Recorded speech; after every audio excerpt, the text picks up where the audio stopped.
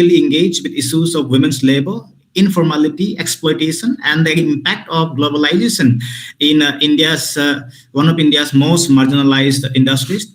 We are honored to have Professor Rekha Pandey, an eminent historian and former head of the Department of History, University of Hyderabad, to deliver the introductory remarks.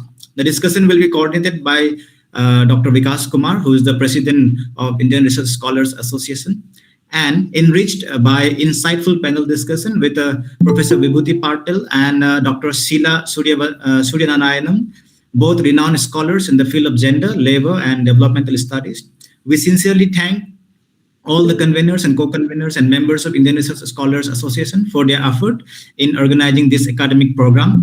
We hope today's discussion will provide meaningful insight and critical dialogue on women's work, social justice, and development.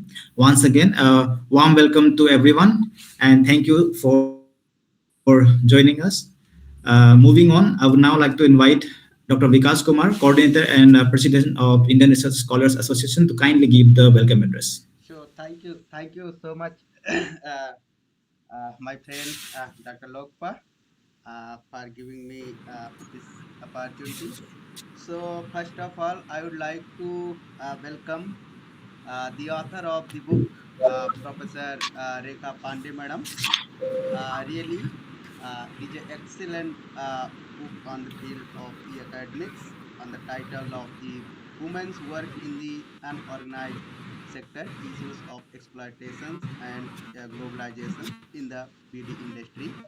And I hope that after this discussion, our members, some members will write the review of the book, and they will publish some Sure. renowned journals.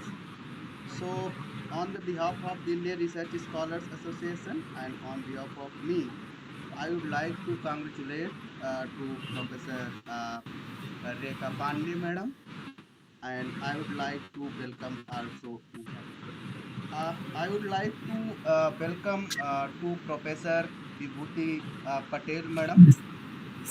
Thank you so much, madam. You have accepted our invitation very short notice. So, on behalf of the all participants, I would like to welcome to Vibhuti, madam. I think Professor Dr. Madam will join after some time because she, I think, some due to some urgent work, she is not in the university. So, after some time, she will join. So, I would like to welcome to the all participants, executive committee members who are part of this academic universe. So I will not take more time. For the further proceeding, I would like to invite Dr. Taman over to you, sir. Thank you so much, Vikas ji, for welcoming the distinguished speaker and panel members. Moving on, now I would like to invite Professor Rekha Pandey, author of the book Women's Work in the Unorganized Sector, Issues of Exploitation and Globalization in the Beauty Industry, to kindly give the welcome remark. Before that, I would like to take this opportunity and privilege to introduce our eminent speaker. Professor Rekha Pandey is an distinguished historian and gender studies I scholar, think currently serving as professor. Dr. Tamang, Yes, sir. Anu has prepared the, I think, the As introduction. yes, she is actually she is not able to do the. Okay, okay. So Then I'm on behalf. I'm like this. please. Yes. So Professor Rekha Pandey, Madam, is a distinguished historian and gender studies scholar, currently serving as Professor of History and former head of the Center for Women's Studies at the University of Hyderabad. With nearly 4 decades of teaching and research experience across leading Indian and international universities, she is a pioneering figure in women's studies in India and a founding member of Centers for Women's Studies at multiple universities. Her interdisciplinary scholarship spans women's history, cultural history, gender and development, over 18 books and around 150 research publications to her credit. Professor Pandey has held prestigious international fellowships in the United Kingdom, USA, France, and Europe, and has served as editor of the International Feminist Journal of Politics. She has also been closely associated with national policy initiatives on women's empowerment and gender sensitization. A widely respected academic and public intellectual, Professor Rekha Pandey has delivered keynote addresses across the globe and continued to contribute significantly to feminist scholarship and social transformation. We are very much honored to have you here, ma'am. Over to you, ma'am. Thank you very much, Dr. Tamang, for that introduction. Just a small correction. My 25th Yes, ma'am. book came out last year in 2024. Sorry, ma'am. Sorry. It was published by Bloomsbury, and it's on the cultural aspect related to Muslim women. Anyway, since Vikas told me Sheila would not be Okay. able to join, I took this opportunity. I just prepared a presentation about the book, and I will just quickly go through it. And is my screen visible? Yes, ma'am, it is visible. Okay. So, I'll just start with few pictures of, this is the book. They brought both the hardcover and soft cover. Now, what I have done is, in this book, I have looked into the BD industry, which I find is a highly gendered and class divided in the organized sector in India. And what it introduces the analysis of the lives, health status, and work of both women and children. Both are included. And, I take up issues of global capitalism, global racism, and the various ideologies and concepts that shape men and women at work. And so, it's a gendered post-colonial perspectives on women's employment in the context of the socio-economic processes. What I have done in this book is the focus is only on Telangana BD industry, where most of the population is employed. I've taken up case studies, detailed survey. But what is true of Telangana is also true of other parts of India. So, this is something which is very important. The book is divided into 3 parts. The first part is the background. It looks into there's an introduction. It looks into the BD industry. What is the structure? How is it organized? Then I look in general on women's work in the unorganized sectors, issues of marginalization and globalization. Then I focus on child work and child labor. Then I look at all over the world, what is the anti-tobacco history and controls. And then there is a focus on Telangana region. The second part of the book focuses on the BD workers. What is their socio-economic profile? How do, there are 2 places where these women make BDs. One is at home and one is at the work shed. And then I look at the invisible labor of both women and girls. And then, what impact it has on health and disease. Then we give some narratives of vulnerability and exploitation. And then there is a conclusion. There is also part C of appendix where we put the map of the Telangana region, the 3 region where we did our study. One is Armoor, the second is Balkonda and Nizamabad, and in the rural areas, and Hyderabad in the urban area. Then I give a list of certain BD factories. Now, what is very important is if you look at the women and girls who work in the BD industry, this is one of the most exploited workers in the unorganized sector. All of us know BD is an indigenous cigarette where, you have this tendu leaf where you put certain nicotine powder and it is tied with a cotton thread. Let me just explain to you the process of making one BD. The contractor just comes and he leaves the branches of these tendu leaves in the house of these women workers. And there is a big thread. You must have seen, women in North India do a lot of knitting. So there are wools of, big wool which is kept. So you have to first make a round ball out of that wool. So similarly, they leave these thread bundles. They have to make a ball out of it, and then they have to pluck the leaves from the trees. They soak it overnight in the water. Next morning they have to put it in the sun, dry it, and once it is dried, you keep it in your hand, you take a scissors and you cut the edges.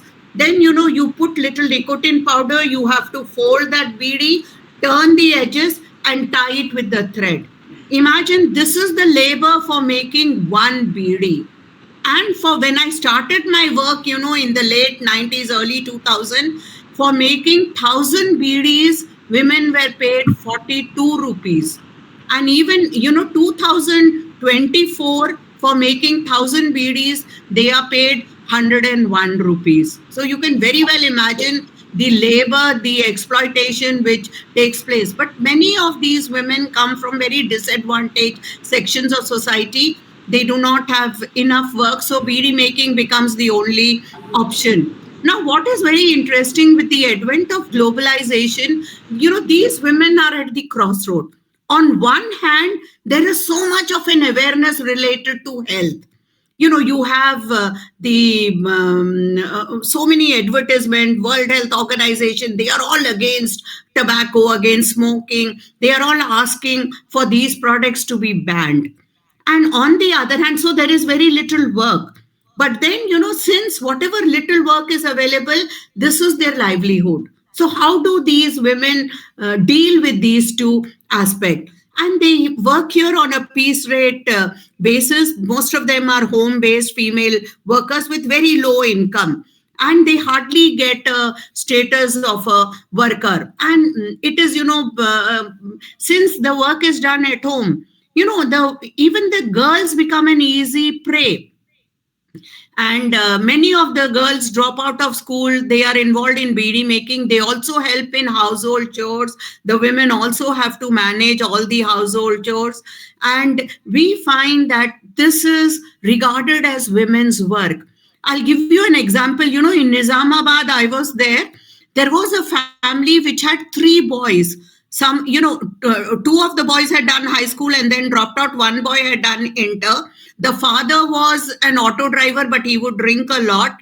There was no jobs which the boys had. The income of the family came only from the beedis made by the mother and the girl.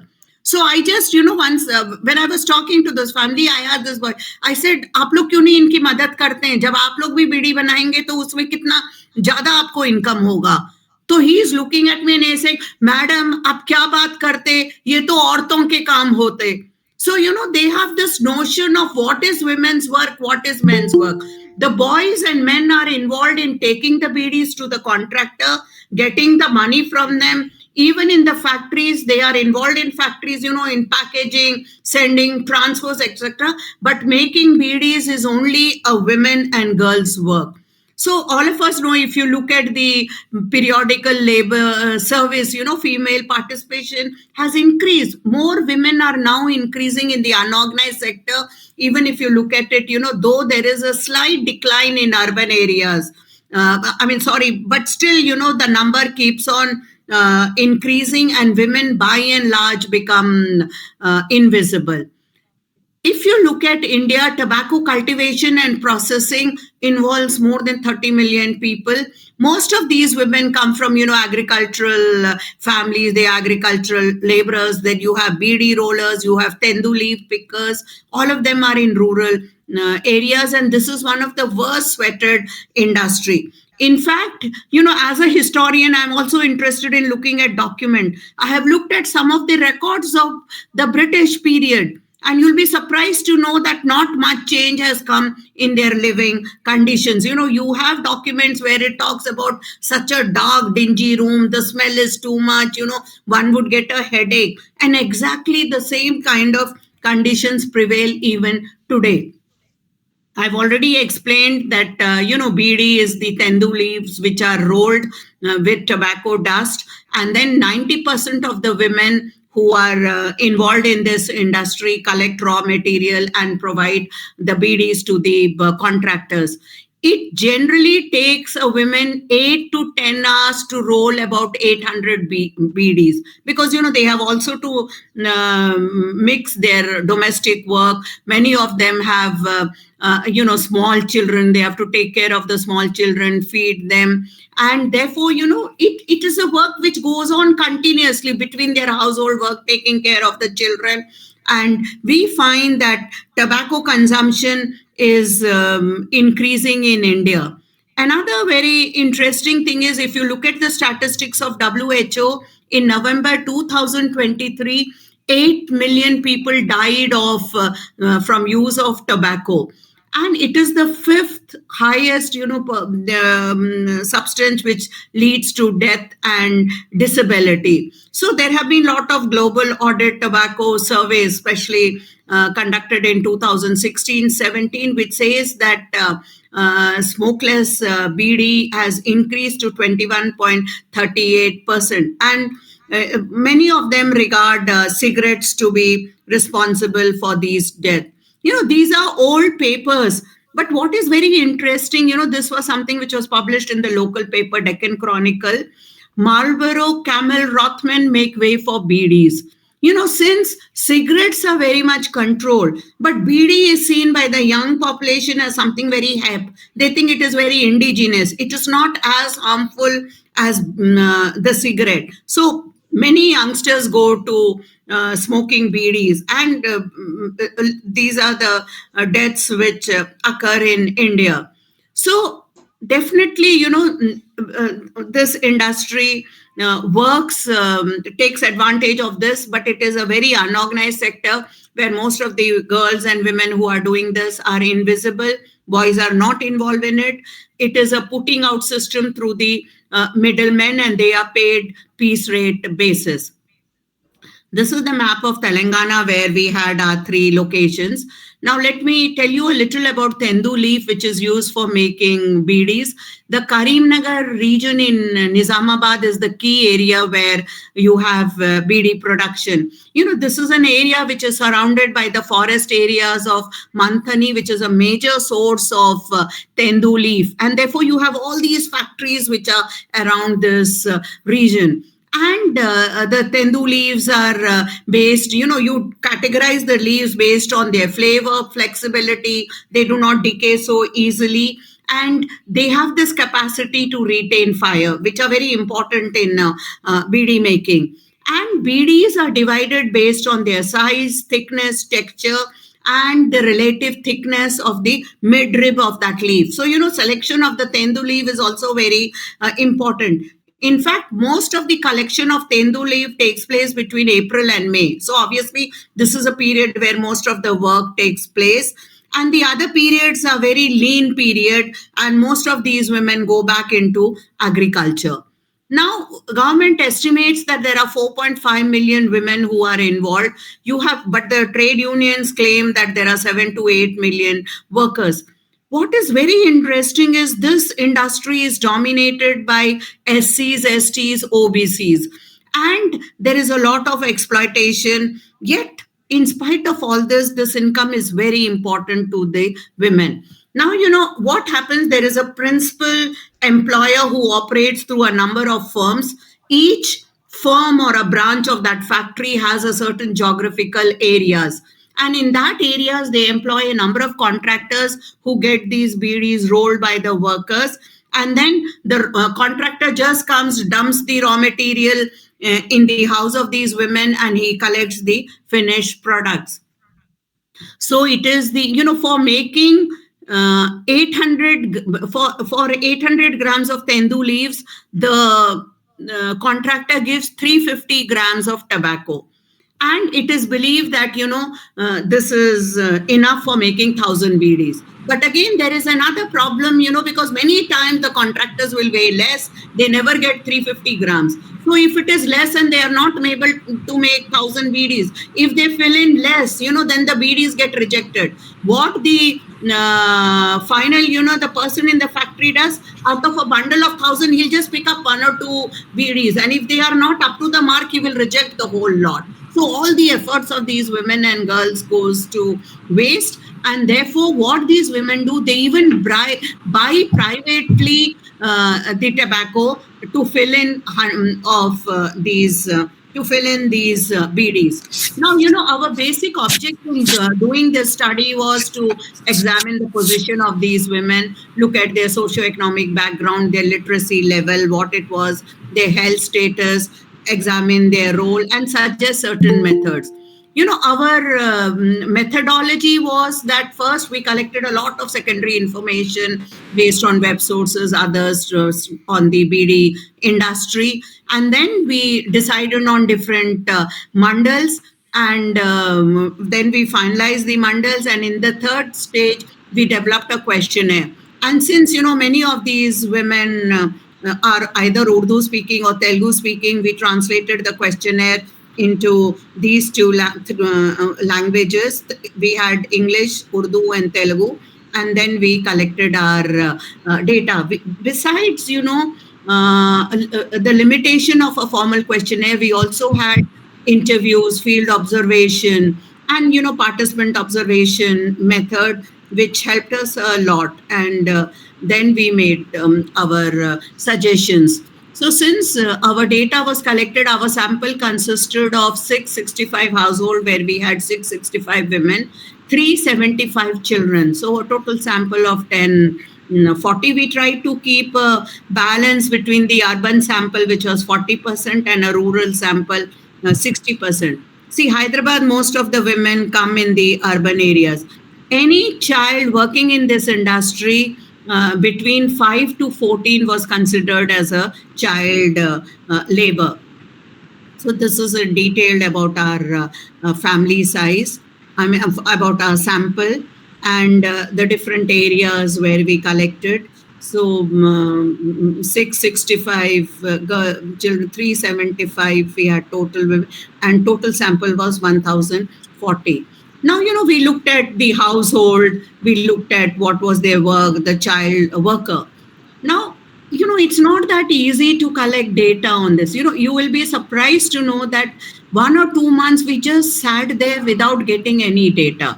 And we could see young children, doing this work. But the moment we would talk to them, they say, no, I'm more than 18 years old. They look like small children because they know the law very well. And then they would say, no, I'm just helping my mother. I'm not doing BD. And so, this was very difficult. And traveling to the village was also not that easy. Then finally, what we did to collect our data, we had to then, call a meeting of the village panchayat along with the village headman. And then we explained to him that, they thought we were from government organization trying to find out whether they are employing children or not. Then we said, no, we are researchers. We belong to the University of Hyderabad. And then we were able to employ 2 local boys from that village. I think that really helped. Then we could really get our contacts, and our collecting of sample became very easy. Otherwise, the first 3 months we just wasted. We were not getting any data. We were making no headway in our work. Now, by and large, I keep saying this, this is a problem as a women's studies person. I always have this problem, and I've written about this a lot. See, when so many people are coming to these people, they are collecting data. At the end of it, as a women's studies person, I always have this guilt. I will get my paper, I will get my book, but what are you giving in return to these women? So that guilt is always there, and they are also fed up. They don't want to answer. And then, as a historian, I'm so happy, I can sit in my archive. Those women will never question me. I can collect my data. I can publish my books in history. And it is so easy. But when I work in the present day contemporary issues, this is a problem we all deal with.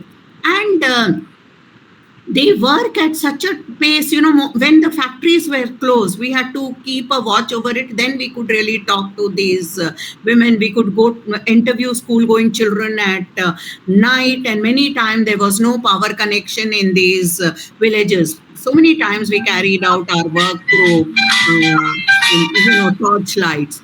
So there are 2 places where BD making takes place. One is at the homes, homes of these women. These are very, again, dark and dingy places. The second is at a work shed or karkhana. What the contractors do, they just put a shed, there is a pot of water over there, and 8-10 women come after they finish their household chores. They sit and then they make meaties the whole day. They can even sit and chit chat with each other. So they think, time passes very quickly.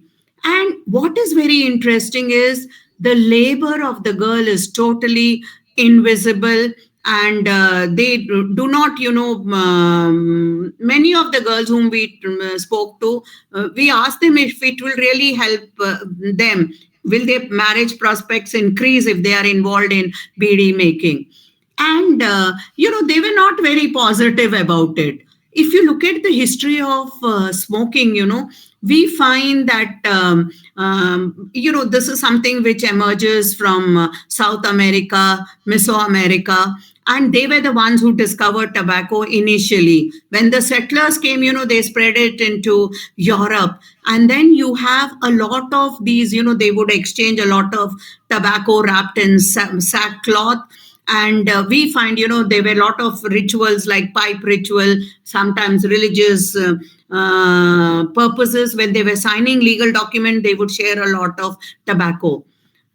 When America started developing in 20th century, they sort of invented the automated cigarette rolling machines. And there was a lot of criticism in England and elsewhere that, tobacco should not be encouraged. And yet, it came up, the advertisement industry came in a big way. They wanted to push tobacco. And then the National Women's Christian Temperance Union, it is credited as being the first organization which called for the prohibition of smoking. As early as 1875, it tried to educate youth. It had lots of juvenile programs where it was talking about the dangers not only of tobacco and smoking, but also alcohol. And yet, when the World War happens, the First World War, they tried to push in tobacco, saying that it will relax the soldiers. And now there were, by 1940s and 50s, there were so many studies that were coming, which were linking smoking to lung cancer. Even in India, if you look at it, and one more thing I want to add is they were pushing, women's cigarette in a big way. Only men smoking did not give them the advantage. So, it was shown that women, this was seen with the development of feminism, and, women who are smoking are very smart. They are getting equality in society. So you had a lot of these advertisements which were pushed in the Western world. As far as India is concerned, in 2007 and 8, we had the National Tobacco Control Program. The Ministry of Health and Family Welfare initiated in 2011 huge program saying it was connecting smoking to cardiovascular diseases. On 31st May, WHO observes the No Tobacco Day to create awareness.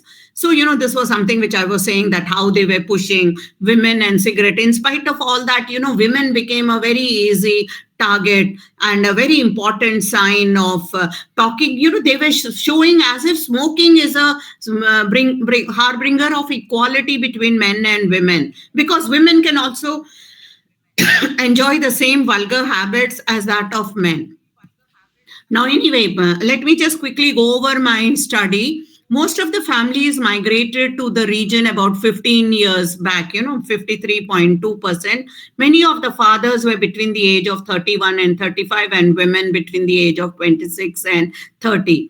But what is important, in our total sample, 62% of the fathers and 88% of the mothers were illiterate. So obviously they had no other option but to go into BD making, and many of them, the husbands were doing agricultural labor and the mothers were into BD making. These are just quickly some pictures. These are some of the pictures of the women and girls making tea. Caste-wise, if you look at it, we analyze, most of them came from OBC. And then you had the SC and the most backward castes and STs. Now, every day, the number of BDs the women could make. See, they cannot make more than 500. a single woman. She has to take the help of her children. And if there are one or two children who helped her, then they could make 500 to 1,000. There were very few who would make 2,001 to 2,500. This is talking about their income. Now, if you look at the birth order of the child worker, 66.6% of the girls were firstborn.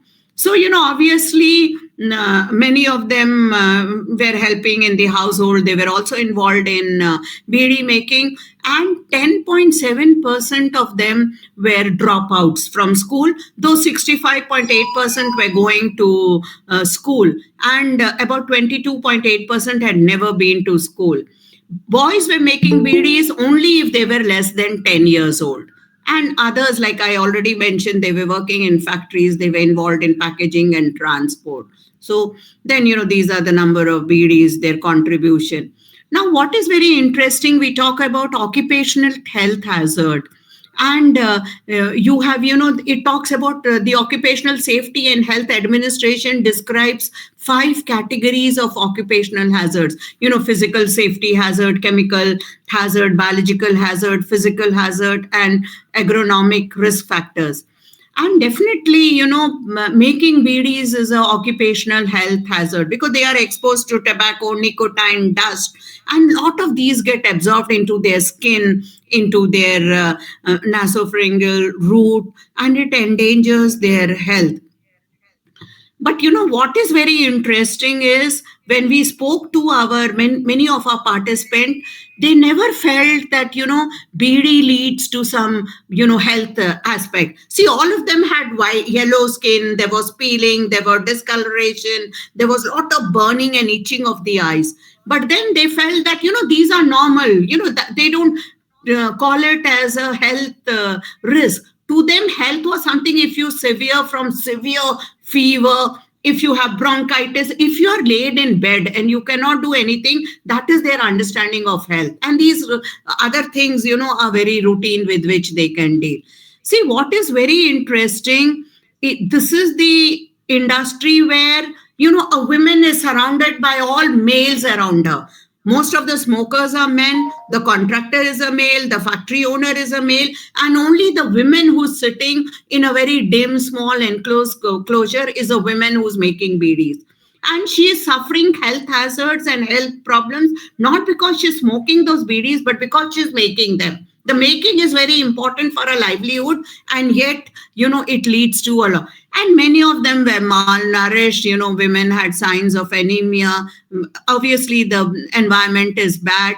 Many complained of backache. See, if you look at the reproductive history, I compared it to some studies, though I have not done any study on agricultural laborers. But women, agricultural laborers who give birth to children, they were much more healthy children. But many of the beedi workers, because they are seated, crouched in a position 8-9 hours, they are sitting, their eyes are fixed on that beedi, they cannot move their eyes. So they had a lot of miscarriages. And that was they complained of severe joint pains and backache.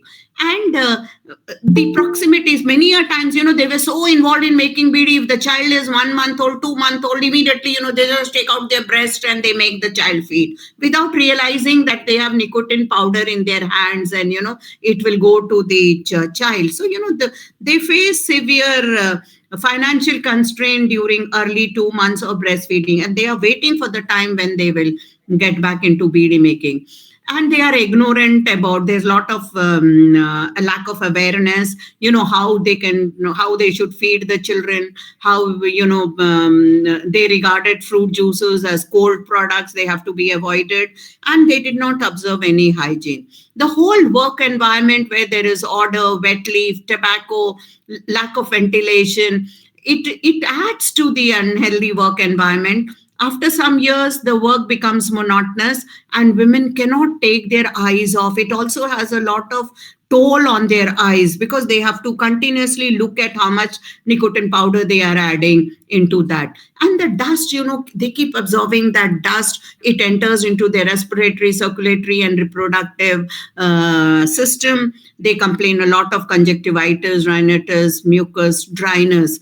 And there is a lot of skin rash and yellowing of the skin. So as I mentioned, they also suffer from urinary tract infection, reproductive issues. So by and large in India we have not focused on occupational health hazard, and they are also not aware of it. We do not really focus a lot on these, and many of these women, like I already mentioned, unless they are laid down in bed, they are not able to do any work. They do not regard breathing of that dust, hands getting discolored, having a backache, eyes being watery as health hazard, and that's their, they call these as minor ailments, and they do not think this is, unless they are incapacitated, they are no longer able to produce BDs, then they want to go and seek medical attention.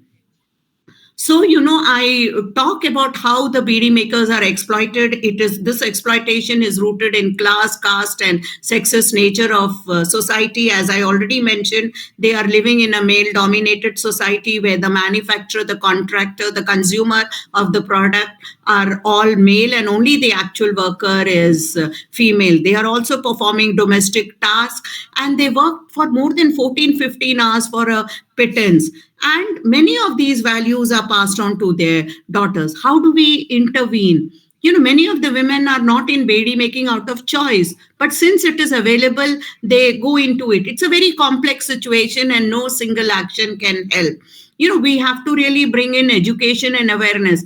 You'll be surprised to know, when we suggest why don't they wear goggles and wear gloves, they start laughing, because it is so uncomfortable. They think, okay, you can talk like this, but it will not help us in making bedi. So they prefer in the same way, and so we may all suggest that they should have gloves, they should have goggles and all. It's not going to help. And what we need is, we need better healthcare facilities. Many of them are going to private doctors when they suffer from severe ailments. They really have no faith in these government hospitals. And so, I also conclude by saying that this is a very, when they are doing their job, there is so much of, it's a very dangerous industry. They work in an environment of exploitation. And to me, there is a lot of structural violence, because the majority of Dalit women and girls are, they are not forced into BD making. Nobody is forcing them, but rather they participate in it, and they are glad that this opportunity is available. It's like a catch-21 situation. They can't do away with it, and when they are doing, they suffer from all these problems. And therefore, I will just sum up what I have said in my book, that, most of the BD making women are young, illiterate. They come from landless families. The husband's occupation is irregular. Their earning is minimal. It's a burden on large families. And many a times, girls are drawn into it. They do both mother and daughter do domestic work, and then they spend 9 to 10 hours in making BD. So, I conclude by saying that human rights and health cannot be isolated from class, caste, and gender. We have to understand human rights in the context of the socioeconomic system, which is very exploitative in the case of the BD workers. And we have to, focus on improving their health conditions, because once their health improves, obviously their quality of life will also improve. And health programs have to be linked with other programs like protection of water supply, environment, sanitation. These are such big issues that, how do we really bring them all together and create a better working environment? Thank you very much. Thank you so much, ma'am. Thank you so much for your insightful and thought-provoking introductory remark. Your reflections have beautifully set the tone for today's discussion and highlighted the academic and social significance of your book. We are grateful for your valuable presence and for enriching this program with your deep scholarly perspective. Thank you so much, madam. Now, I would like to invite Professor Vibhuti Patil for the panel discussion, and I would like to request Himanshi Sarkar, Research Scholar, Department of History, University of Tripura, to kindly introduce the panel, madam. Thank you so much, sir. Good evening, everyone. It is my honor to introduce Professor Vibhuti Patel, ma'am. a distinguished economist, feminist scholar, and one of India's most respected voices in women's studies and development economics. Professor Bibhuti Patel ma'am obtained her bachelor's degree in economics in 1975 and her master's degree in economics in 1977 from MS University, Baroda. She completed her Doctor of Philosophy in Economics from the University of Mumbai in 1988. She was awarded a postdoctoral fellowship from the Commonwealth in 1992 for a visiting fellowship at the London School of Economics and Political Science. She retired as professor, Advanced Center for Women's Studies, School of Development Studies, Tata Institute of Social Science, Mumbai on 30 June 2020. Prior to that, she retired as professor and head of the Department of Economics at SNDT Women's University, Mumbai on 30 June 2017. She served as Director, Postgraduate Studies and Research, SNDT Women's University from 2006 to 2012. She was Vice President of the Indian Association for Women's Studies from March 2021 to March 2024. Professor Bibhuti Patel ma'am has been a member of various expert committees for IGNOU, the Ministry of Science and Technology, and NCERT during 2005 to 2014. She prepared a base paper on gender for the Mumbai Human Development Report 2009 and the MMRDA Human Development Report 2017 and co-authored Socio-Economic Status of Muslims in Maharashtra for the Maharashtra State Minority Commission, Government of Maharashtra in 2013.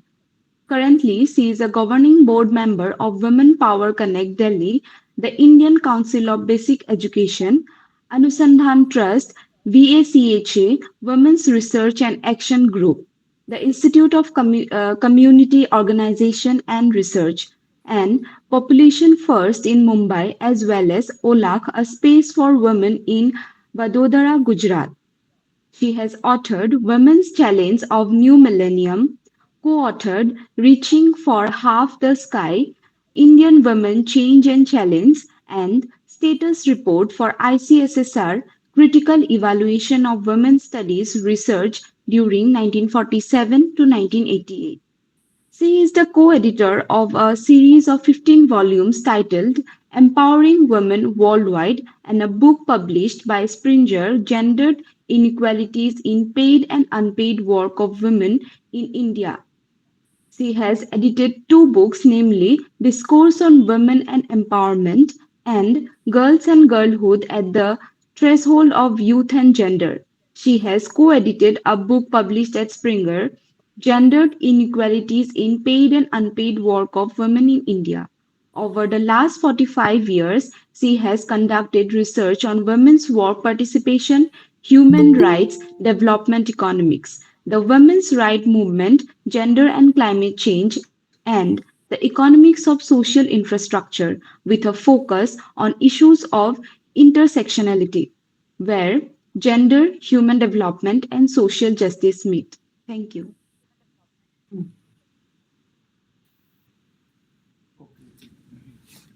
Thank you, Himangsi, for the brief introduction of our panelist, Professor Bibhuti Patel, ma'am. The stage is all yours, ma'am. So please unmute. Please.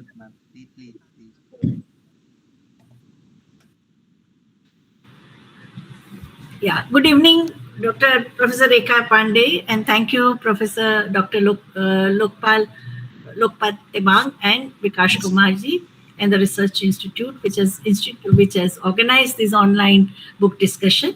I would like to, first of all, I would like to congratulate Professor Rekha Deshpande for such a important study, and even in terms of very poignant and analytically rigorous analysis of a much neglected area, which is predicament of women in BD industry. In fact, when I was new to Mumbai, I had just come in 77. It was the women from YWCA who were working in the BIT Chawl in Bombay Central, and all these women of the wives of the workers in informal sector, mostly Dalit, and they were doing BD rolling. And when Professor Rekha Deshpande was speaking, I was reminded and felt the same kind of a scenario which I saw 50 years back as a new person in Mumbai and a student of Bombay University. I think the same reality is currently also there. And girls and women BD workers are from the most disadvantaged socioeconomic sections of the society, and I think it's throughout the India as this study brings out. They get precarious wages for backbreaking work, plus also occupational health hazards, which in detail Dr. Rekha Pandey told us. We had friends, Dr. Dhruv Makad and his wife over here, and his wife Shakuntala Makad, who worked in a Belgaum BD Workers Association, which was a trade union, and they had the kind of reality which Dr. Professor Pandey described. I think that also corroborates their work as doctors and doctor-nurse couple in the Belgaum BD Workers Union.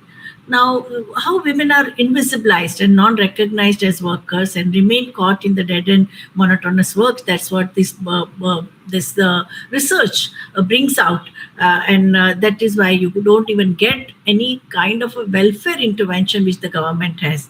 Author vividly describes the gender-based division of labor based on field investigation and the interviews of BD workers, and very in-depth case studies are also provided of workers in Nizamabad, in Pipri, Armoor, Balkonda, Kishanagar, Nizamabad, and Gopanpalli villages of Hyderabad area, because that also shows that whether you are in Andhra Pradesh or Telangana or any other state like Madhya Pradesh or Karnataka, Odisha, Kerala, Andhra Pradesh, Telangana, their fate is the same.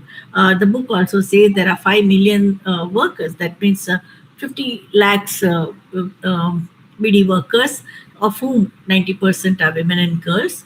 And women shoulder the burden of employer-friendly flexibility in security and bad working condition. In fact, in Belgaum BD workers, it was found that deliberately employers would give them less than the standard minimum wages of the state. And whenever women ask, because women know that these are the minimum wages of the state, they would say, come to my place at night. So that means that sex work, they have to, if you want to supplement your income, you'll have to provide, you will have to give sexual favor. Now, this is the norm we see even in the NACA workers study. Nirban in Mumbai has done, they work with the NACA workers, the workers who are mostly migrant, and they stand at the important bazaars and railway stations and bus stations so that they can be employed. Now, male workers will be employed for their skills, either there's a carpenter or a plumber or electrician or civil workers or mason. But when women, and they would till the end, they would not, the contractors would not accept them, and then they would just say this famous thing, Atikya. So, are you coming with me? And they would wink. So you can see that even when women are doing the work, they are doing more work and they are doing very long hours of work. They are used as sexual object, and their vulnerability and helplessness and lack of agency due to poverty has been this thing. And that is why women's studies also came up with a new terminology. It was in 1982 that first time I heard the term sexploitation in the context of Madhubani workers, and the same kind of reality, same kind of labor relation, because it's a Madhubani, to make Madhubani painting is also extremely laborious. You have to go to the forest, get appropriate color of vegetables, and you have to make the dye. One painting would take 7 days, and the contractors who control the market, they would always first of all pay them pittance, because the same painting which would be sold for $30, $40 in the international market, these women would get just 20 rupees for 7 days work. And they said this is your leisure time activity. And then they would also make women, if they want better pay, then they would have to demand they would demand sexual favors from them. So this precarity and vulnerability. I think that it's very important to understand, and that is why what we need is either union right to unionize or any form of social security net that women have. Many BD workers do not have official identification cards or trade unions, or not, that is found in most of the informal sector workers, and this study also finds the same. And the non-governmental organizations, they believe that the true number of rollers is substantially higher. But you don't get the appropriate data because the census of informal sector workers is also very, very sketchy and also not so comprehensive. Since it's nearly impossible to monitor contractors who provide raw material for BDs, so that means forward market and backward market, both of them are controlled by the contractors. And so home-based BD workers, they don't have any agency. Whatever is given to them, they have to accept. And women's subordination and oppression get perpetuated, and intergenerational inequality, because that happens. That what Dr. Pandey very vividly told, that what was the fate of their grandmothers and great grandmothers, the same is happening to their mothers, and the same thing is now happening to their daughters. No, so intergenerational inequality and subjugation and subordination perpetuates because of to meet the target of BDs. They also have to, so many times they drop out from the school, or so many times they can't attend the schools, and that's how they lose out on education even after Sarva Shiksha Abhiyan is implemented. In universalization of education has been accepted as a mandate right from the year 2000. So poverty, which perpetuates due to structural and systemic violence, that is brought out so succinctly and very with data in this study.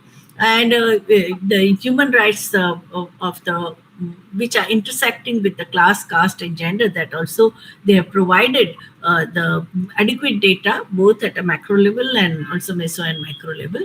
So introduction provides that kind of a background of a macro, meso, and micro economic backdrop, and the political economy, how it operates and interacts with the subordination of women. And why women remain in the bottom of the pyramid of the informal sector. Informal sector itself has a law of jungle, but within informal sector also women face triple whammy of a gender, caste, and poverty. So here the authors also describes the labor processes, because she very, even in today's PowerPoint presentation, Dr. Pandey gave a very vivid presentation of how tendu leaves are collected, they are processed, they are selected, they are categorized, and the BD making on the basis of size, thickness, texture, relative thickness of midrib, and also the lateral veins that she explained. And it makes a very serious and praiseworthy effort based on interviews of total 665 women, 375 children, and also over 1,040 BD workers.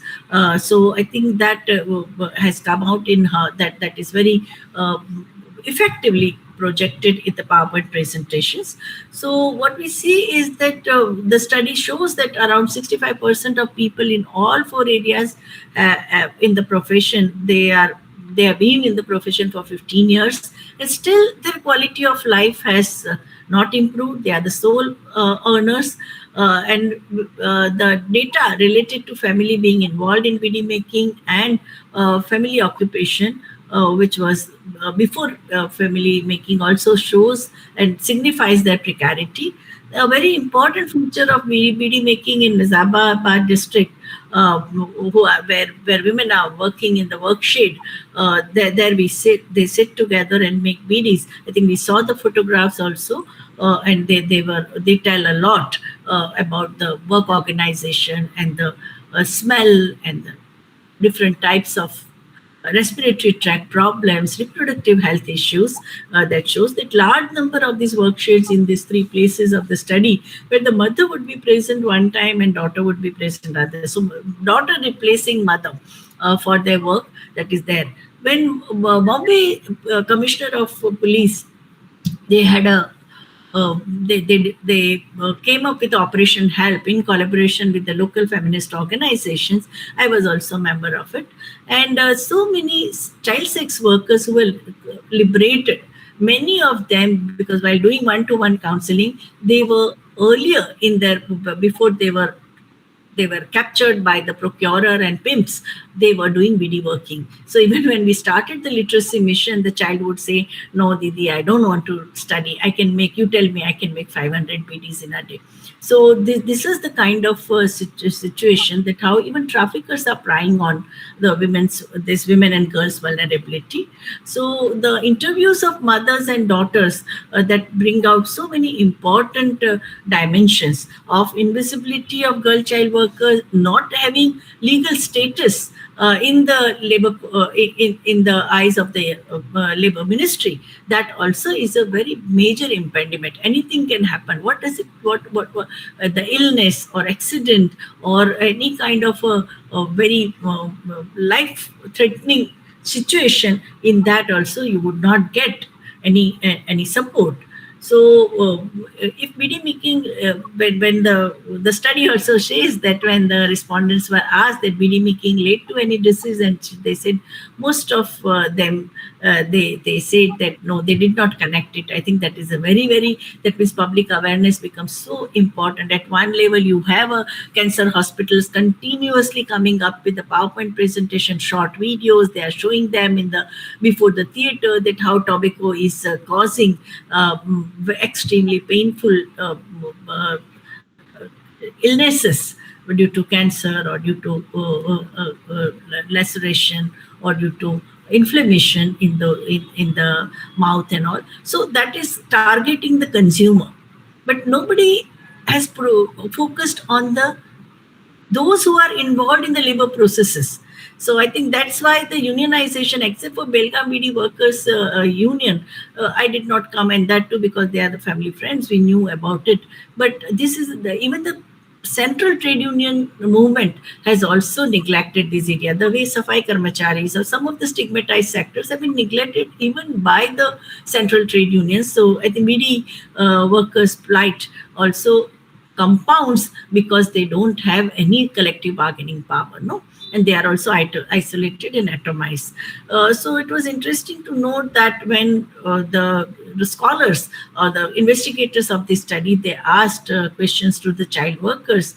Most of the child workers, they said that they were just supporting their mothers, no?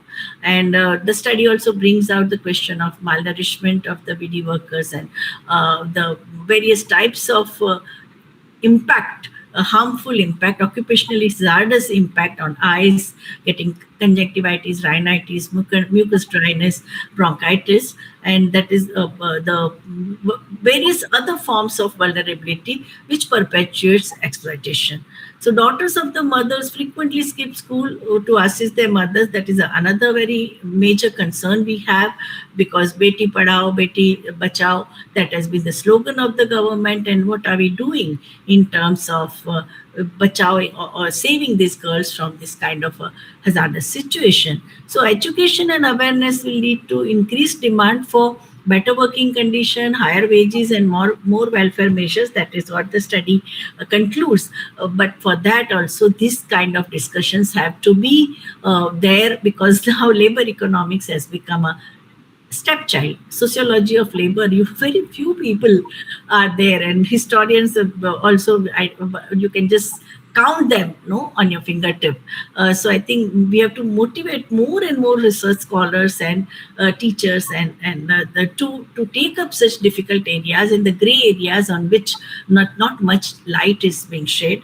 And unless we visibilize them, unless we amplify the voices of women BD workers, that nothing will change. So that is very important. And majority of Dalit women and girls are not even involved in any kind of organization. So that is very important. And government's efforts to control tobacco and public awareness, that also more like a platitude and not any concerted action agent. It's not happening in a mission mode. I know the Tata Cancer Hospital, the Apex Hospital in our country is in Mumbai, and we discuss with so many doctors in the trust, and they make their efforts so concertedly. They approach various ministries, but we don't see the tobacco industry is so powerful that their voices are they are not heard adequately. So which is where so we have to see. The only point which I found missing in this book is about the sexual harassment by the contractors, because wherever we have seen the work of the women in informal sector, employers, supervisors, contractors, jobbers, all of them, they take advantage. Even in construction industry, we have found that rampant. I come from a Patidar community from Kedar district, which produced tobacco. Okay, and currently also not my family, but they are producing, and we know what kind of situation these women have. No, and there have been women's organizations have also taken up the cases. That is a very so I think that also needs to be taken into consideration in the future studies. And I found the book very, very exhaustive in terms of bibliography, some of the pioneering work by Dr. Anil Avchat, who is a medical practitioner, who worked with the BD workers who were also sex workers, and Chaya Datta's study, Sheila Varse study, they are very important. Chaya Datta's study and Prabha Mahale's study during 80s had raised many questions, because in Karnataka, the tobacco workers and the BD workers were also into ritualized prostitution. And when it was said that as compared to housewives, they are more liberated, and that was found very, very, very objectionable by the Dalit organizations, because upper caste women, they face atrocity or discrimination from the internal patriarchy within their own family. But the women from the Dalit community, Adivasi community, they face sexual control even from the external patriarchy, because their bodies are supposed to be they are considered as available, and anybody can violate their bodily integrity. I think that should come up in the women's studies discourses. Now, we have seen that the Belgaum BD workers, which played a pivotal role in amplifying voices of BD workers, where employers deliberately paid below subsistence wages, and after that, the organizations, they launched a struggle in collaboration with the Dalit organizations. I think the learnings of the 80s, and that's why I like that Dr. Pandey, being a historian, has brought in so many important aspects of the history and the learnings of the history right from the colonial times, linking it up with the globalization, linking it up with the colonial masters and their vested interest and predatory interest of the contractors. All these very complex issues which are global and also very important for the developing country, for the post-colonial society like India. And within that also, what kind of similarities and differences we face so far as BD workers are concerned. And I would say that even tobacco workers' condition is even worse than BD workers everywhere, because I have visited khadis. They are called khadi in Gujarat, and my community, whenever we went to meet our rural relatives, and there would be piles and piles of tobacco. And I grew up seeing people dying of cancer, no, because they would use not only smoke this thing, women also would use powder, no, that misri they call it, chikni in Gujarati they called it. So it's so. I once again I really salute you, Dr. Rekha Pandey, for taking up such an important challenge, and I think we should have more and more discussion. I promise you that I'll write a review article of this book, because now I have read the book and I've also made my notes. I'll expand them into review article and get it published. Thank you. It's an honor to be on this platform.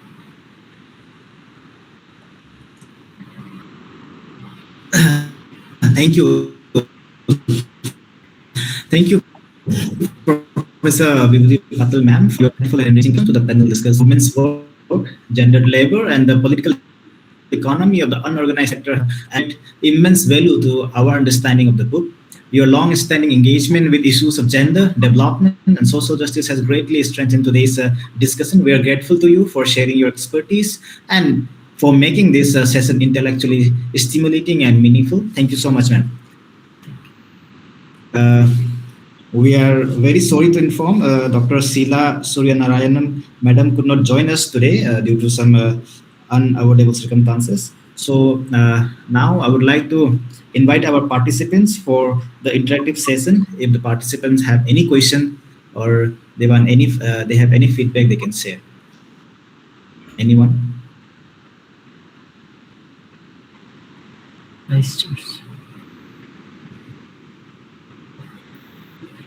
Can I just say something?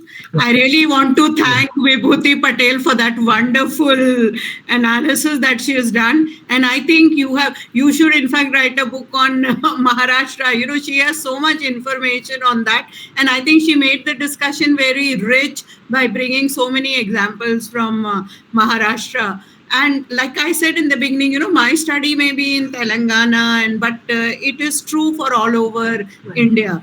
Another thing, you know, Vibhuti, I am aware of the sexual harassment and all, but it's very difficult, you know. If they tell us anything, they know they are not going to get that job. Yeah.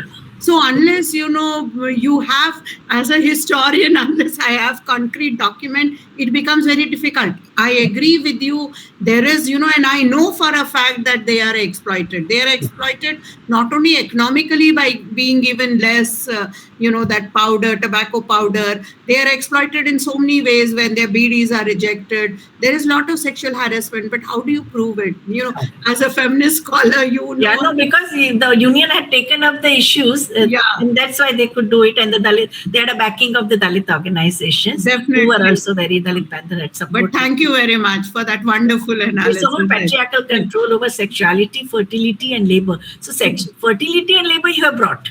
Only how the sexuality also is controlled by the patriarchy. Definitely. Thank you. It's very important. Yes, yes, yeah. Your case studies are very powerful. All the case studies of children as well as women and culture. Participants, if you have any question, you may ask. You may put it in the chat box as well.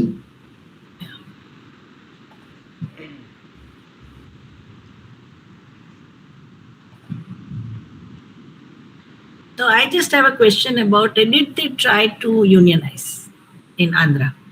Yeah, We have definitely. unions in Mumbai, in Maharashtra, we have unions in Karnataka. I don't know elsewhere.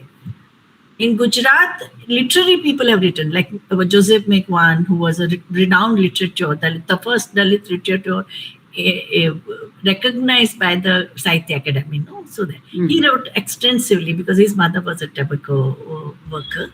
So he has written extensively in very, very poignant way. So literary contribution has been there in Gujarat, while unionization is in Maharashtra and Karnataka. No, see, definitely when I started my work, you know, I have been involved with this for so many decades. Now, initially, if you look at it, 2000, they were not organized. But now they are being very much unionized. There are unions who are backing them. But again, it's very interesting, you know, as a feminist scholar, you know, I know that the unions also use them, you know, when there are issues of wages or other. They're not bothered about their childcare, other kinds of, you know, health, reproductive. That's why representation and voice, both are required. Women have to be at the forefront of leadership. Then only the timing of union meeting will change. Otherwise, if you have meeting at 8 p.m., women can't come. You have Exactly. Yeah, you know, so these are issues which you see. Though they have unionized, how much benefit women get, we really don't know. Correct. So if they are, wherever they are office bearers, they are able to change the situation. Yes, very important. Okay, so if the participants have other don't have languages any also, question, I think the research organization can do, if you can get the translated into several Indian, at least in those 7 states where BD workers are there. Even if the union can come up with the important, like the chapter on recommendation and conclusion and the summary, if that can be distributed as a booklet, because we did that on the Uprooted when the Terminal 2 airport came up. More than 100,000 people were relocated, and it was just a horrible condition. So we came up with a participatory action research called the Uprooted, but the booklets were prepared in Marathi, Urdu, Hindi, so that community could know what they have to ask for to improve the life. So that is possible. Yes, ma'am. So We have young researchers can take up this challenge. Rekaji has done. Because come on video, don't otherwise we will actually, into a ma'am, computer actually, screen. madam, there are some issue. I think Okay, just, okay. just, It's just okay. I'm opening my video from my Okay, Yeah. okay. mobile. Other- There is some issue, ma'am, I think, in my Yeah. laptop. So yes, ma'am. Which Professor Vibhuti, madam, had suggested us. So I will discuss with some of my friends because uh, we have scholars from Maharashtra, Gujarat, Northeast, and also the other parts of the India. So we will discuss about this, and we will prepare booklet and take advice to you regarding this. So And even now, all the regional language journals also publish review articles of English books. Just now, I completed a review article for Bhumiputra in Gujarati of India Gender Report, no, and they accepted because otherwise they are left out, no, the regional language people, they are left out of discourses happening in English. So that is also most of the regional language journals, they are accepting articles, review articles of English books. Right. yes, sure, ma'am, sure, ma'am. So even some of the researchers can do So that. Right. one of the scholar, I think, Subhangi ji, can you listen? Can you listen? Yes, sir. Yeah, madam. Dr. Subhangi is from Maharashtra, and so she know well Marathi. So we will translate this book and also. Yeah, and even there are journals. We have Sri Lalkari, we have Miduna Sarya Zani, we have Samajan Prabodhan Patrika in Marathi. All of them, they would very highly appreciate this kind of coverage, no, on such an important topic. Yes, sure, ma'am, sure. Yeah, Okay, ma'am. Thank you. thank you. So, thank you so much, ma'am, for this enriching session. As the participants do not have any query or question, so I think there is a question from Ruby, Ruby. madam. Yes. Ruby. Specific mechanisms, yes. Can you come on video, Ruby? Ruby. I think. Yeah, okay, good. Otherwise, we end up speaking to the laptop, you know. Yes. No, she has written question in the chat box. What specific mechanisms in BD industry, for example, piece rate payment, home-based work, facilitate evasion of labor law and the social security benefits? See, because of they are in informal sector, none of the protective labor laws are applied, and now for the labor codes, they are also totally insensitive to some of the stigmatized sectors. For example, sanitation workers or BD workers, Anganwadi workers or Asha workers, they are not being treated as employee. So these people, these are the things that for labor codes we have about the wages and labor standards and industrial relations, social security. They are not mentioning this because labor codes also consider male worker is a unit of analysis. So whole language is also he, him, workman, migrant workmen's act. So where are the women? Women also migrate for domestic work, they migrate for BD work, they migrate for working in the factory, they migrate for food processing, fish processing, prawn processing. You should go to Kutch, all SEZ as migrant workers. But they are women, as I think the study brings out, they are invisibilized and non-recognized as workers. No, And let me tell you one thing, Vibhuti, like I've done some study on bangle workers also in Hyderabad, and see the same thing applies, zari makers or even, you know, agarbatti making. all these, you may just, the industry name changes, but you can almost replace that data with another, and it's almost the same story. All of Surat is 55% migrant workers, even women migrate, but all these workers, they are called as the focus is only on male migrant. No, women migrants, they are not. And the study is also great. Kiran Desai, Punalekar, this one, and all that studies, they bring it out, but still the state treats only men as workers, head of the household, and especially when you are home-based worker, women are just classified as housewives. The whole prosperity of Surat as a textile industry rests on the unpaid labor of women, children. Everyone in the families work. They just take half an hour break to make Gujarati dal and rice with a pressure cooker. Rest of the time, everybody's working just to meet the production target. As Rekhaji told about the BD workers, you have your target because you have piece rate work. No, you get same is the scenario of Jari worker, Jardosi worker. Everyone gets paid on piece. Yeah. Okay, thank you, ma'am. Thank you for the explanation. Yes. Anyone else have any question or query?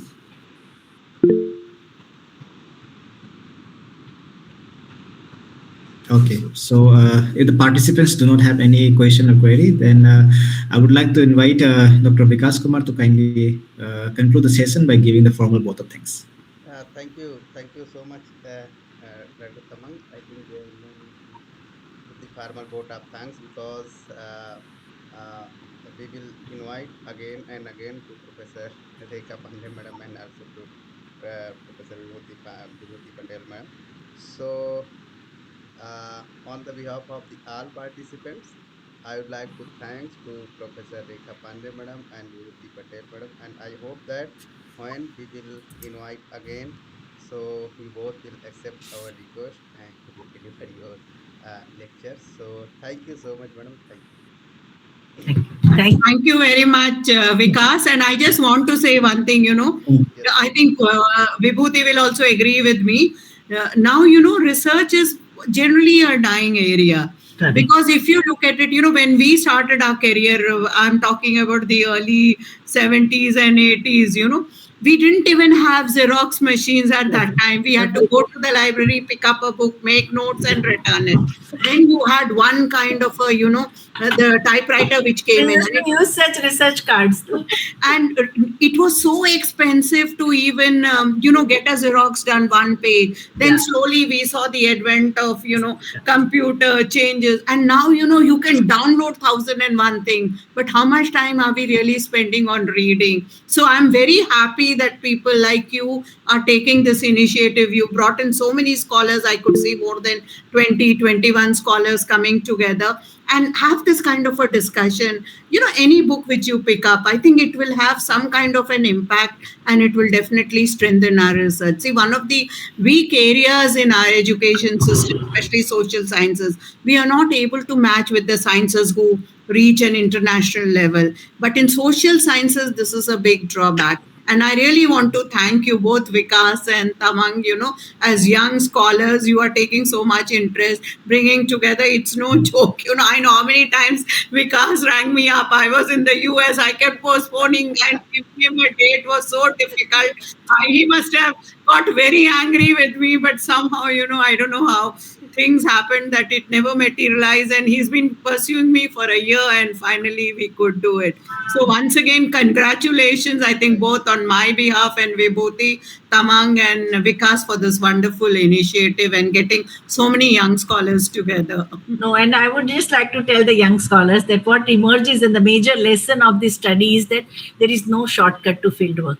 Field is the only place from where we know the actual reality. So anything you download or copy paste, that's not going to take you anywhere, neither the community nor the nation. But I think field is because for us, whenever we went to field notes were most important, on the basis of which we wrote. We would either take the cards, the small cards, and write down this thing and classify.